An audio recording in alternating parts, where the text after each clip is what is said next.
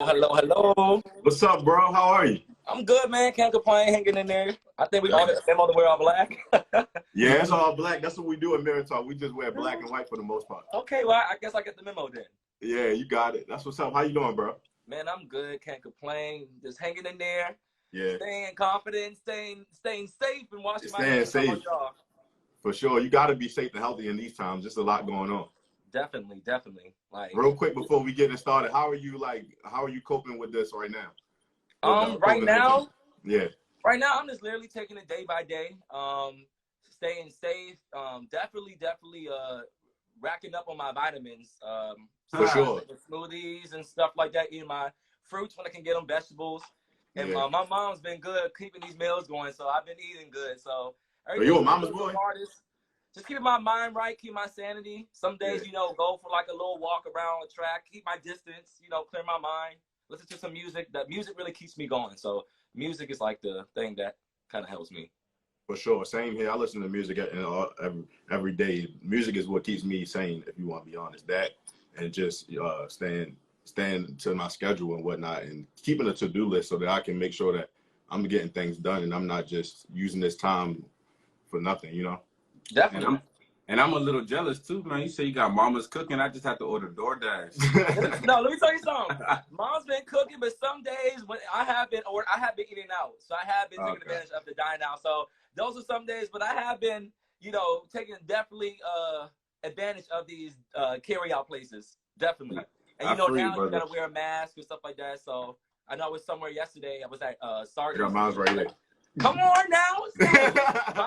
I have one in my car, and I have one I keep on me too. But yeah, my dad and my mom are racking up on some, and that's cool. People, I love the ingenuity of people who are like making their own masks and stuff. So we try to stay safe some way, somehow. So yeah. So yeah, we're gonna get it kicking off. So everybody that's watching, including Kyle, welcome to Shop Talk. This is a series from MirrorTlk. We're focused on interviewing Black people, young Black professionals within the millennial generation. So obviously you fit, especially in the DMV area. So it's like we have to reach out to you. We had to say, hey, Kyle, what's going on? So I appreciate you before we even really get started with this, I appreciate you for linking up with us and working with us so that we can make this thing possible. No problem, man. I appreciate you reaching out, man. For sure. So another thing too, make sure for the people out there, make sure you put your @ names where they can reach you. We can put in the comments during the interview. Put my @ name? Yeah. Any information you want them to know? Well, we just put Kyle on mic. Okay, here we go. All right, bet. Oh wait, hold on. I put a J. Yikes, my bad. Hold on. Not the typo. We always have problems sometimes. We make a little mistakes here and there. We're human. Technical difficulties. It happens. Come on, Nayo. You better get it down, Nayo. That's my sister. Come on. That's it right there? Yes, sir. All right, let's see. She gonna get a shout out too. Come on. Yes, Nayo. You said Nayo? Yes, Nayo. Nayo Cam. Shout out to Nayo Campbell. Yes, Nayo. So yeah, for those who don't know, I'm Kimo Brown, and to my right I have my co-host Big Reef GQ. Yeah, what's up, y'all? Yeah, and today our first guy that we're interviewing is Kyle on the mic. Also Kyle, whatever you want to call him, he's that guy. One of the greatest entertainers, hosts, and on-air personalities in the DMV area. Up and coming for sure. Appreciate it, man. Yeah, for those who don't know much about Kyle, or even just a refresher, Kyle is currently on air for 92. No, I mean not 92 crew. I'm sorry, for 93.9 WKYS at the Hype Man Show. So you can tune into the Hype Man Show at 10 p.m. through 2 a.m. There we go. So make sure y'all tune in. I will say right now, unfortunately, with the coronavirus, right now my show has been on hold. So, but it's still, when this is over, make sure you tune in every Sunday. Every Sunday. Yes. Exactly. Right now it's on hold because there's corona stuff going on, but we're going to get in there, though. We're going to get back there. I was going to actually ask you, like, how is that working with the coronavirus? Like, what's going on in terms of, you going on radio? Because I figured, like, the social distancing thing kind of, like, stops a lot of this from happening, right? Yeah. With the contract I had with right now, our department, some of us aren't allowed to come into work just for like this, the social distancing and everything. So it did kind of hinder me with the contract I had where, unfortunately I can't go into the studio right now and work during the show. So right now the show is just on hold until further notice. Till Corona is over. Until Corona is over. Strong. And that's the same. And that's the same with the show that you do for the Wizards as well, right? That's all gonna start again once everything is over. Not right now the Wizards, before like the G League, NBA, and Mystics. Right now, all that's on hold until further notice as well. So yeah, all that's on hold. So it's like it's all on hold. But it's all on hold, but we know what you got going on, bro. So we got some things working out. Stay tuned. Stay tuned. You know, what they say, a minor setback, but it's not going to. I forget the exact saying, but a major comeback. You know what I'm saying? It's a minor setback for a major comeback. So, yeah, to get right into the questions, what key qualities what are some key qualities that you believe are necessary in order to be a good professional? I say like the top 3 qualities. I think authenticity, to let you know, like being really authentic with what you do, because a lot of people do things, but if you're not really authentic and you feel like you can move anybody or anybody can feel influenced and feel like they can feel like authentic vibes from you, then you're not going to gain that connection with those people. Also, creativity. You know, you definitely got to have that creativity vibes where, you know, if things happen where you are out of work, when you got to, you know, be on the spot to do something real quickly. If you're on air, if you're hosting a game, finding creative ways and that creative thinking to help you, you know, find different things to do. Also, lastly, I would say just a cool personality. Because at the end of the day, it's just you literally being you and the energy you exude out to people for them to really want to really bang with you or not, really. For sure. That's what it's all about. You just got to be yourself. But I do think that it's hard for a lot of people to be themselves in this day and age because of social media and themselves comparing each other a lot. You know, so yeah, we see that you are an entertainer and you have all these things that's going on. You're a lit person, you know. But where did you get that that courage to be the person that you are now? Were you like that when you were a kid, or is this something that's new? So I can say, and a lot of people who went to school with me since I was younger, I've been the same, where I've always been an energetic, outgoing type of kid. So I feel like it's just where I used to do acting. So theater, of course we have our nervousness and stuff like that, but when I was in theater, I used to act. I was an actor and did a lot of things when I was younger, where that kind of got me out of my comfort zone to feel comfortable in my skin, to do weird things and act crazy. I'm like, okay, they like this? Improv. I could do something and make myself, you know, feel comfortable in my skin. And also, yeah, I think I've always been like that. And it's just, I've grown mentally, understanding myself more and more, because no one's perfect. We're still finding ourselves each and every day. But I feel like over my life, I have been just the same crazy, outgoing, energetic person. And it's definitely done me justice. Yeah, it's paying off for sure. I made the name Kyle on the mic, my 12th grade, I think my junior year in high school. I was like, Kyle, I was like, you know, I used to listen to Angie Ange and Angie Ange show. Like, Angie on the mic. Young people like, Angie on the mic. Angie on the mic. Angie Ange on the mic and everything. And I told her that too. And I was like, I mean, I feel like I could do that one day. I feel like I like doing energetic stuff. I like hosting a little bit. Even back then, I was really kind of getting started with this. So I said, you know what? What am I going to name myself? I said, Kyle on the mic. The green little check said, it's available. I said, that's my name. It's a touchdown. We in. Yeah. You know, some names you be typing in and it don't be available. You be like, you got to be like, Kyle _1. You see that red X? You like, a name. Kyle on the mic was destined. That was the name. It was available. And I said, there we go. There we go. Nah, it's for sure a great feeling when you realize that you don't have to add no underscore, no extra spaces or extra S. You don't got to be Kyle on the mic with 2 C's. I know, unless my page gets deleted, which would never happen. But yeah, I'm happy. I found my name and just kept going from there, man. I was like, you know what? Let's keep it rocking. But I know you mentioned like some of your school years. And like for those who don't know, Kyle was also Mr. Bowie State 2017, 2018. And I wanted you to take us to a time where you started at your very first day at Bowie State University. I know for a lot of people, you know, college is like a start point or a refresher for their journey and like to find out who they are today. So how it happened was how I got into Bowie. First, I didn't know if I was going to college. Off the strength of my SAT scores were a little bit.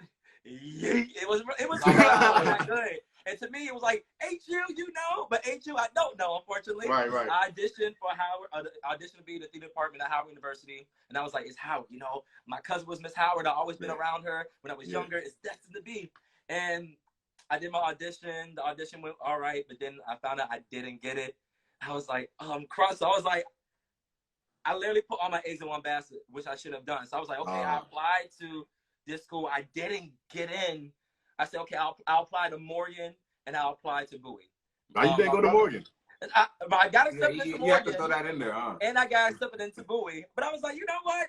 My brother went to Morgan at the time, and I was like, I'm gonna spread my wings and start my own journey, do my own thing. So I said, you know what, Bowie, because one cousin went to Howard, one cousin went to Bowie, so I was at both places when I was a kid.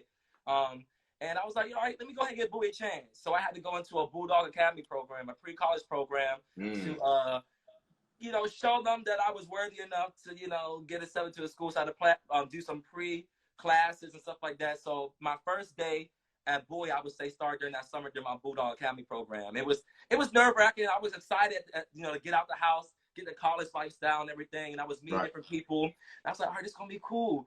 So fast forward to that, my first day, I remember I was just walking the campus. I moved into my resident hall.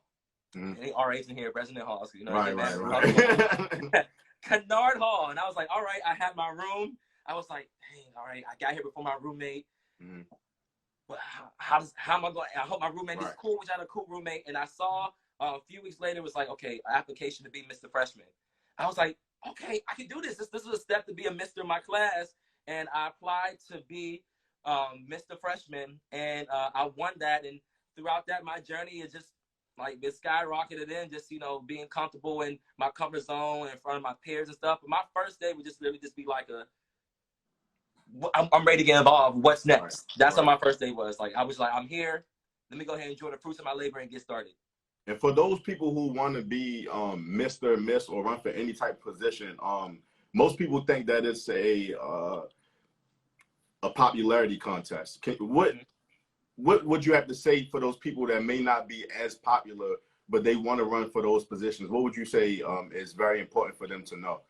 So, when it comes to a lot of positions, I say during like the baby, like your freshman, sophomore years, a lot of those are kind of popularity contests because no one really knows you. It's just off of who has clout. But those who may not seem like they were as popular, I wouldn't say that because I feel like each person has their own specific crowd where they cater to. You may not be the athlete. I wasn't. You may not be the person who brother went there and now you're cool because you're cool with your brother's friends or all that type of stuff. I say for that person who really feels like they're not popular, really find that creative aspect and find your crowd.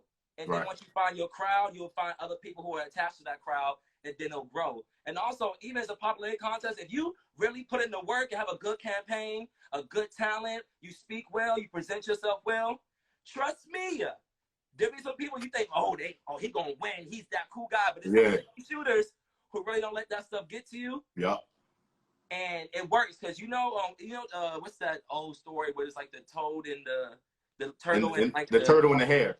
Yeah, and you know how like the hare was kind of like the popular one, the fast one, the speedy, but he got distracted and he let his pride get in the way. Because some people who are too cocky and too popular let their pride get in the way when they start slipping, and that underdog comes up and shines. So don't ever let nobody, don't ever think you're not as popular enough. And even if you don't have that many people who are, you know, rocking with you, you can always gain that crowd. You can always gain that. You just got to really dig in and find who your people are.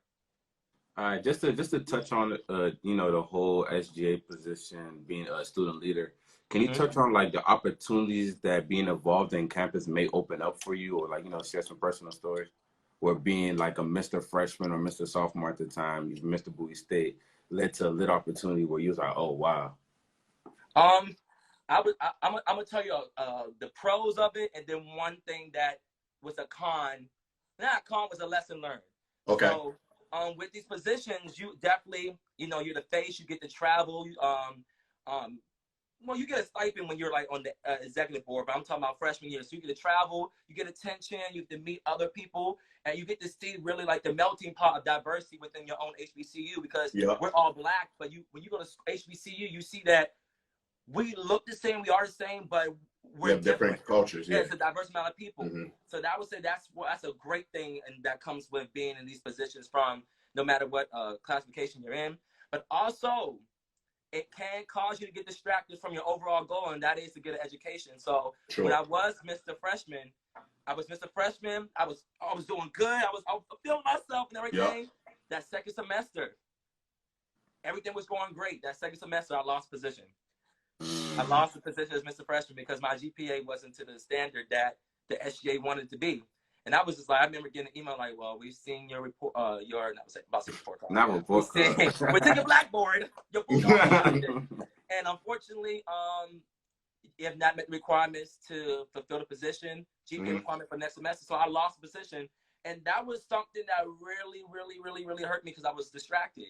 But it also was a learning point where I knew once you see how it is at the bottom, you're not going to let that happen again. So that helped me grow and learn to keep that position going. But that's one thing that was kind of like a setback from it. Like it did I did get a little distracted, but it was a learning process from it as well. That answered your question.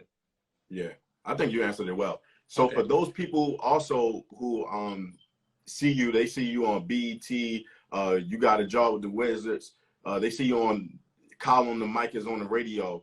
Can you tell them exactly the type of work ethic that's necessary that's behind closed doors, that's necessary in order to even get into the front stage of everything?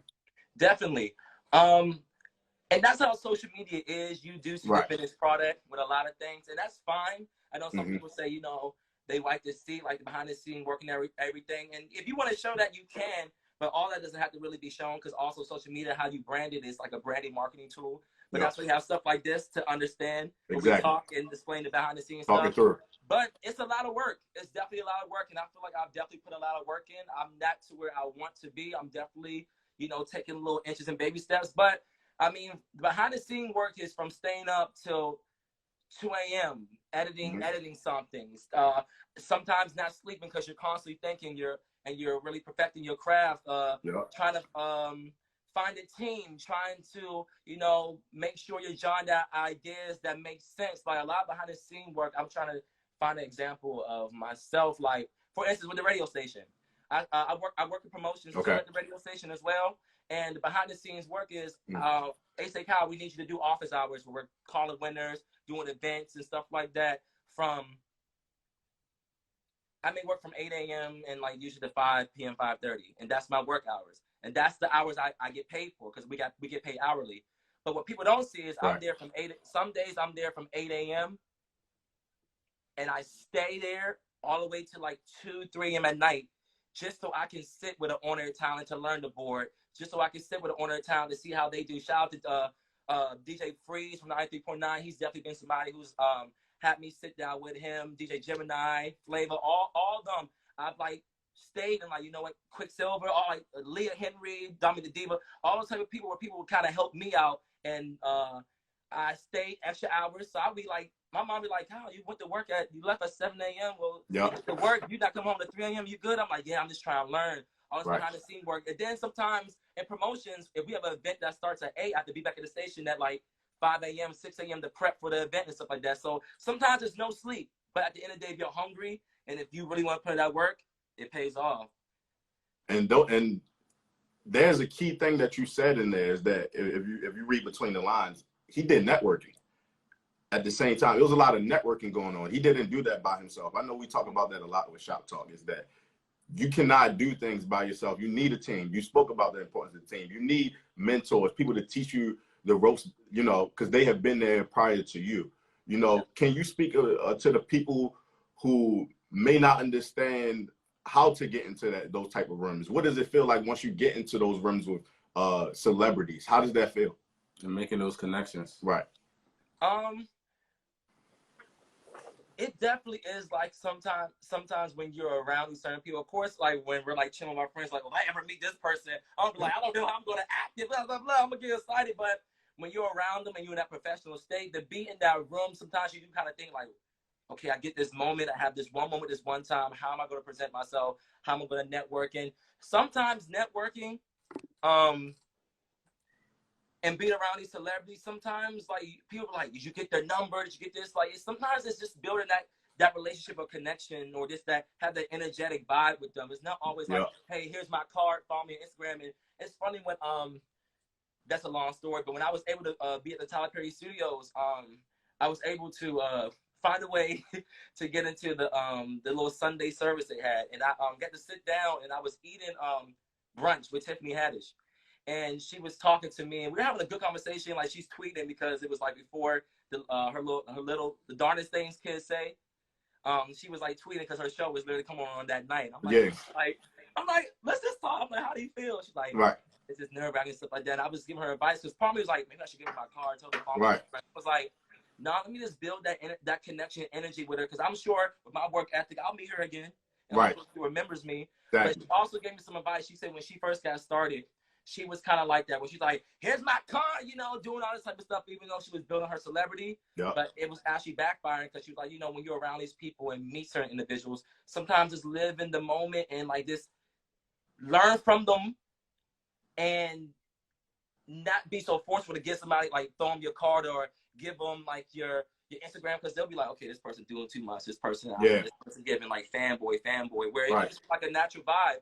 For example, when Black Youngster came to the radio station, I was able to like meet him at Bowie State University, where he came from like I forget what it was, but he called me, he saw an energy, he called me on stage to dance with him. I lie to you not. Just off that meeting, it was no like, here's my card, here's me. It was just like that vibe. He came to the station, had to go downstairs to get him. He was like, you look familiar. I'm like, well, welcome to Radio 1. Where do you know? No, you excuse my language. He's like, no, you motherfucking lit. You lit. I'm like, oh, okay, you know who I am. He said, yeah, you was performing with me somewhere. Your energy and stuff was cool. And I was like, see, that was just off of this building that connection and having that organic energy with people, where like, he remembered me off of like, yeah, Black Youngster, I'm the hottest host around. Here's my card, check me out. Sometimes you let your work and like your real natural energy work for itself, and you never know who remembered you or who's watching, and who remembered that organic moment. And we also saw that you met Beyonce. Somebody Ashley asked that question. She's a Bowie State student right now, actually. Woo, child. All right. I was like, you can take a second. That natural glow. As soon as somebody said, babe. Okay, I'll explain it. Everybody knows I like Beyonce.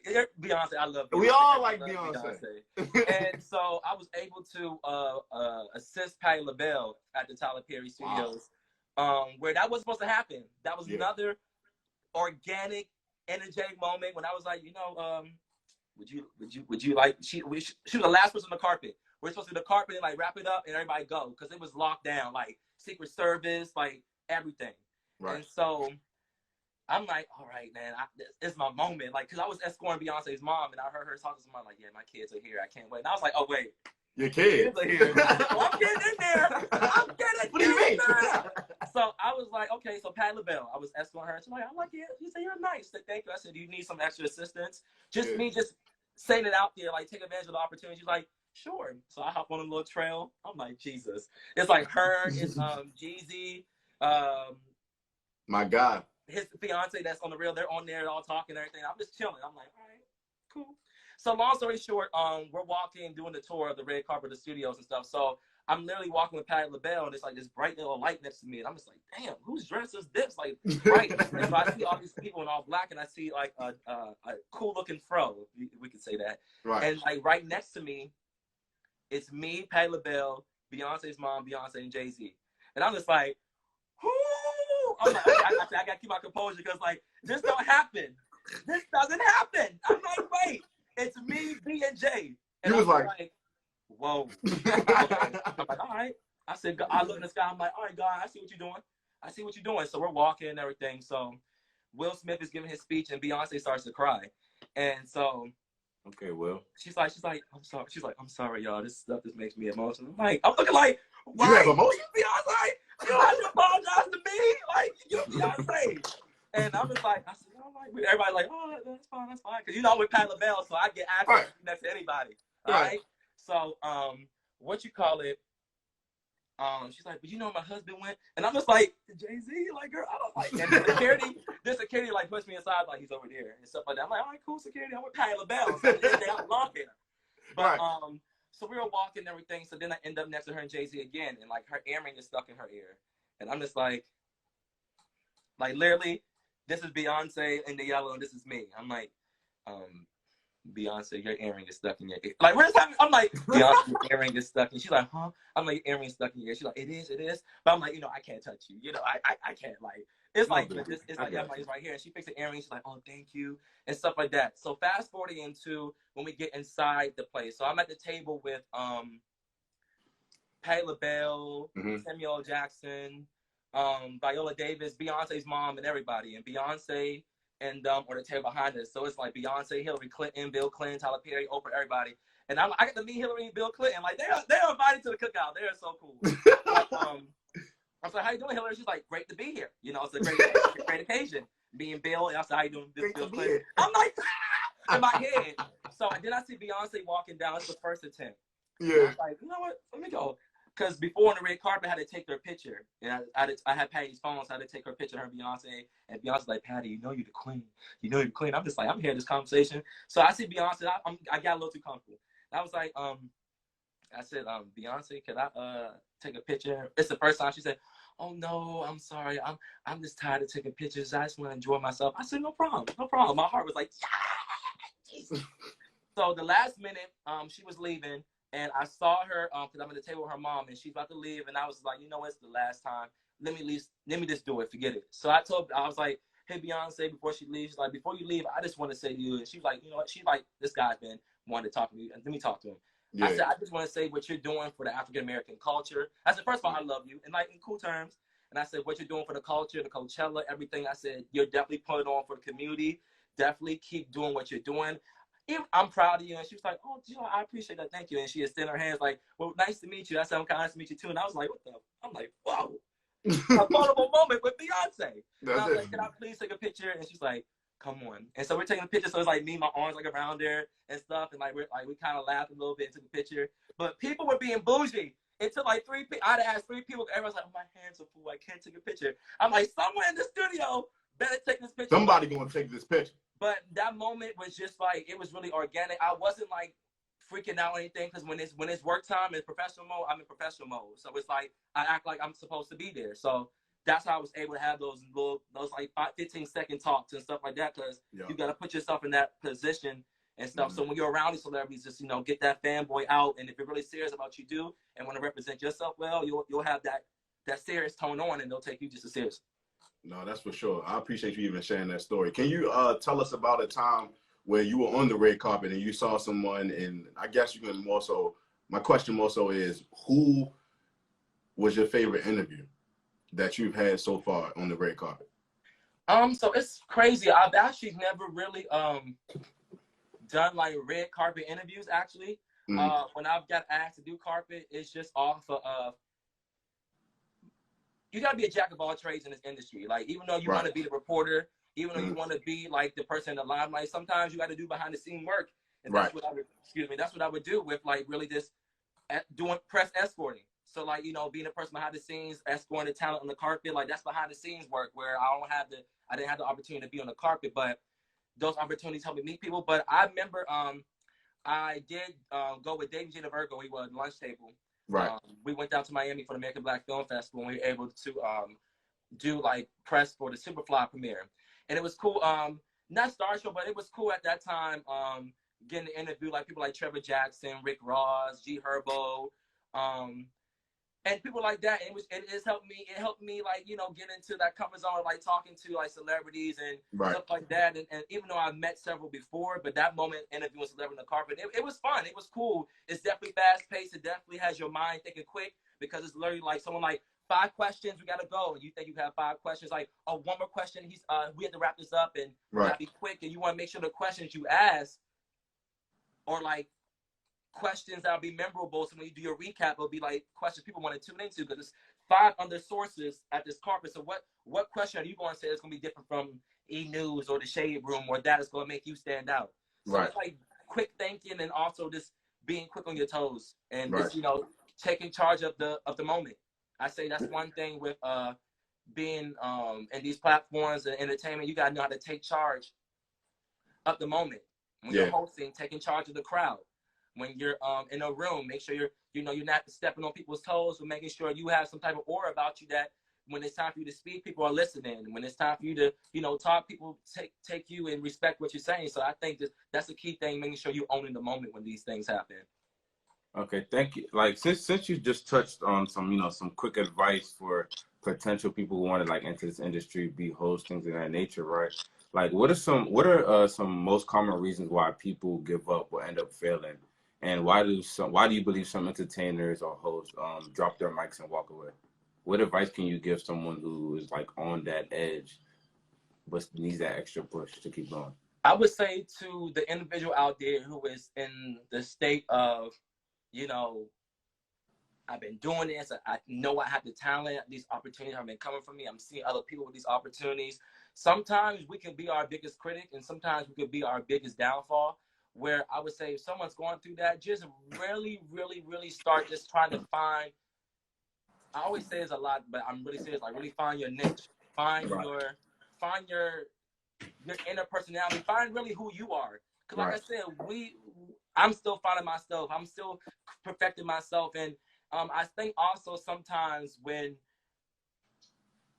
the opportunities don't come in money, sometimes money has people like, okay, man, how am I gonna be able to juggle this? So I can't prioritize this time I'm working here. I can't afford this, man. I'm gonna just give it up. Where there's ways of going around things without money. I'll tell you, like getting out of college and having opportunities I had, man, I didn't have no money. I didn't have no job, but I was able to just find different things to do, like starting my own content, like stuff like that. Sometimes we look for answers from other people and jobs and opportunities from other people, but you really gotta find and create things for yourself. That's why I do the Wake Up and Jam Wednesday. So I'm like, okay, at the time, I'm now on the radio. What can I do to help out different people with the platform I have?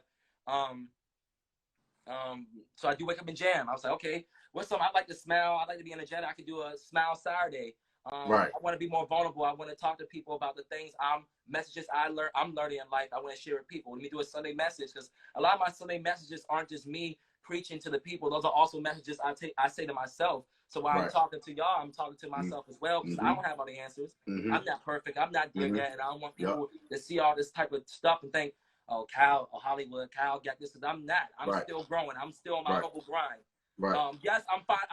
I know my worth, and I'm finding out my worth and everything. Where, you know, now I'm confident in certain things, but definitely just start making that content for yourself. Because right now, times are short. Like I said, I'm down the radio. I'm jobless right now, but what's not going to stop is my grind.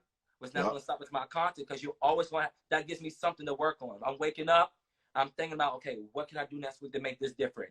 How can I find different things? Who can I reach out to? What guests should I have? What new material should I have that I had jotted down? And also sometimes I learned writing things out really help you mentally too.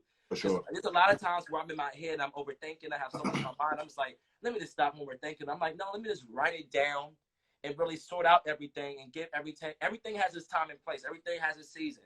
You may not be doing good right now this season, but if you go ahead and just really take time to find yourself, nourish your craft, plan your things. When that next season approach and you put in the work and you're blossoming, you never know who's watching. Like, you never know who's watching. And some people are tested, some people are put to the test, and some people just aren't built for that test. Like, there's a lot of tests that I feel like people that'll be thrown at you right now. I'm being tested in certain aspects of my life, but I'm not gonna let it deteriorate me, because your drive, your passion, and that light at the end of the tunnel is going to be your motivation. No, for sure. So just really find that motivation, and whatever you do, just keep it going. Whoever is like lost or thinking like, what can I do next? Like, I'm really about giving up this. No, this is really for you and you love it. Don't quit. You can take some breaks to really get yourself together, but just don't quit. And that speaks into the importance of being aligned with yourself. Yeah. You know, and that's not easy though. It's not. I'm still finding myself. I'm still trying to see things that, you know, other talents I have in life. You know, I have a plethora amount of talents that I'm blessed with, but I gotta know how to put each one into its certain like category. And I didn't understand that sometimes growing up, because I was like, oh, I can sing, I can act, I can dance, I can do this, I want to do it all. And some people were like, nah, you gotta find out one thing. And I used to think at a young age, nah, you trying to stop me from what I want to do. You trying to say I can't do this, no, I can do it all, but we can. But the older I got, what's helped me out is just really prioritizing and putting different things in different categories to know, like, can we work on this? And hopefully that will open up one door to let me feed on this other talent. And that kind of ties into how I got into the hosting, because I started out with the Wizards, not hosting. I don't host for them, but I was like, okay, I can dance and I can be hyped. Let me just do that, audition and dance and hype. So I was a part of the hype squad where we were just dancing at every game, getting hype. I'm not no mic, I'm not doing anything, and no, Lord knows that's my passion. But I was like, okay, let me tap into this other talent that I have and focus on that and see where that takes me. So I was able to do dance and entertainment for the Wizards, which people got to see me, my personality, those authentic relationships was like networking. And they're like, man, so you do hosting and stuff like that. You have great energy. Everything I get on the mic, I'm like, well, yes, I actually do. Here's what I do. Here's like a video, blah, blah, blah. Hey, what you doing next month? We want you to be the host. First, want you to fill in for hosting for the G League NBA. Next year, now we want you to be the host. Now we want you to be the host for the Mystics. In my first year with the Mystics, I was able to be a part of history where the Mystics won their first ever championship. So those are just like those steps that I was just navigating, putting things in different categories to help me blossom. That's dope, man. Yeah, we're still blossoming, just like the flower behind y'all head. Not the flower. Come on. But thank you for answering that question. Let's go ahead and open it up. We can open it up to the audience. We can take 2 more questions, and then we're gonna let Kyle go on here with the rest of his day. He's a busy guy, so we don't want to take up too much of his time. And we also do have someone coming on at 7 o'clock. So we want to make sure that we keep the show going. But if anyone in the audience has any type of questions, please put them in the comment box, and myself or Big Reef will ask the question for you all. Y'all could call me Reef. It's cool. I've been on a diet. Okay, he's Slim Reef now, all right? Don't play with him. He said he's been working out there in the quarantine. Right. Ask away. Hey. What's up, friend? I see Jeff. Felicia's in here, my SGA president. Okay. Got the comments and everything.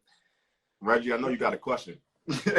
No, I seen some questions in a while ago, but it was so far out.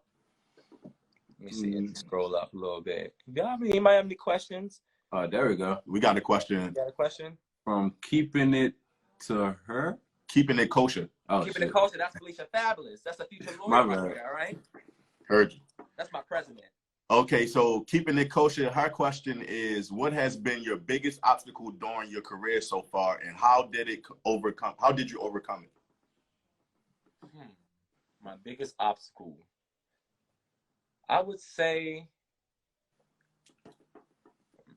see, that was a good question, Felicia. And Felicia be asking them good questions. Be having me over here deep thinking.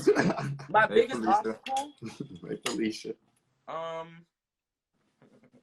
Let me think.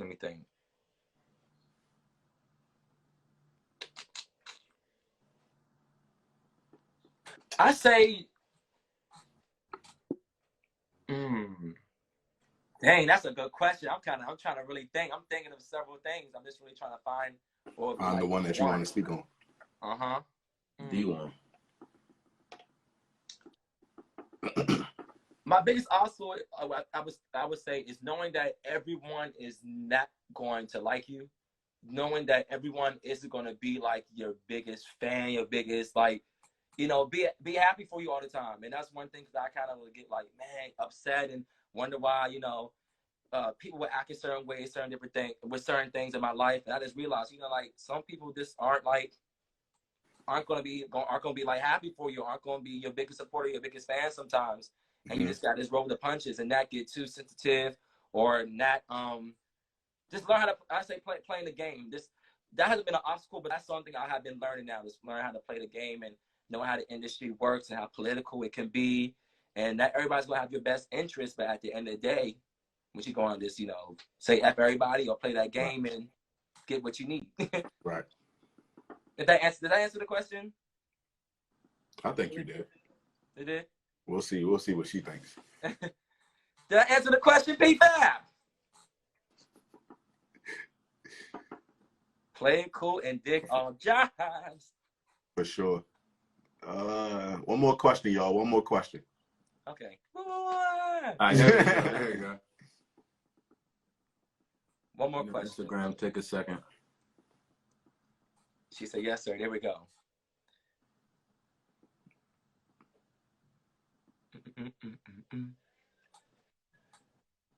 So what you got planned on going on for the rest of the day? For the rest of the day, I have some planning or some things I'm trying to do. You know, I do now different content, just try and plan and find different things I want to do with that. So I've been doing that this morning. But also at the same time, just like relax, clear my mind, and also just, you know, take time for me a little bit. And my dad's birthday's tomorrow, so I'm trying to plan something for him. He don't have Instagram, so he ain't looking at this. So I'm trying to plan something for him, like a little quarantine family little thing with just us and the family. So it's his birthday tomorrow. Nice. He asked one in the question box. Yeah, speaking of family, shout out to my dad. He was like the first viewer. Hey, like, shout out to we're not practicing social distancing, so we gotta fix that next interview. But we have a question from T Street of 32. By 30, what do you want to be your primary public presence?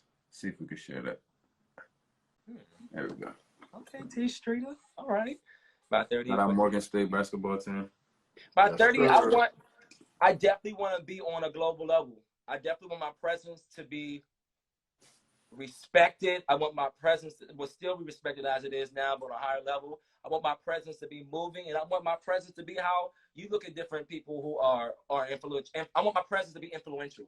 By 30, I want to be on your TV. I want to be hosting concerts, hosting events, you know, hosting shows. Like when people who do you look up to and stuff like that. I don't really look up to anybody, but people I say would be great influencers, like how Terrence J, how he was definitely moving with the 106 The Park, like on he was moving. News. He still is. I want to be on those big platforms, and now he's doing a lot of producing now, behind the scenes stuff.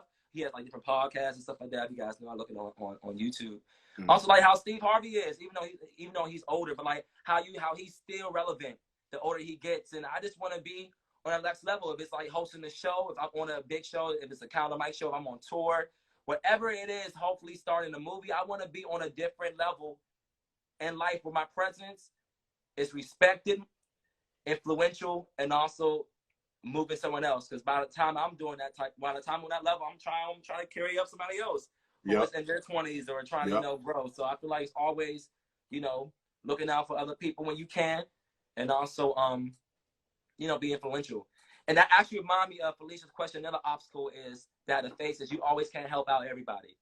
That's one obstacle I had to learn. It's like I always would be the type of person where I always wanted to help out somebody. I always wanted to just be there for everybody, but you can't, because sometimes you'll do things for others. They get what they want. They give you the back. They give you like they butt the kiss. And then sometimes it's like, dang, it hurts. So that's another obstacle. Learn that I can't save everybody.